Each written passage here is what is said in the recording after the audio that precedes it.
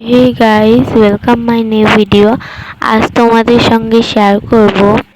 দেখো, সকাল সকাল উঠে আমি ছাদে গিয়েছিলাম। তো আজ ছাদে গিয়ে হঠাৎ করে চোখে পড়লো এই রক্তগাথার গাছটি। এই গাছটি লাগিয়েছিলাম শীতকালে। দেখো গাছটির যেটা মাদা সেটা দেখো কিন্তু মরে গিয়েছে, কিন্তু বীজ অনেক পড়ে বীজ দেখো এত গাছ উঠেছে, দেখতেই পাচ্ছ কতগুলো গাছ উঠছে।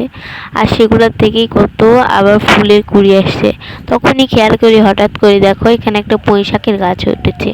ছোট থাকতে খেয়াল করেছিলাম, কিন্তু জানি না যে পুঁই শাকের গাছটা একটু বড় হলে আজকেই খেয়াল করলাম যে এটা পুঁই শাকের গাছ। তো এখানে কোনো বীজ টিজ ফেলেছিলাম না, হয়তো একা একা হয়েছে। তো কিছু জিনিস থাকে না প্রকৃতির দেওয়া উপহার, তার মধ্যে একটা।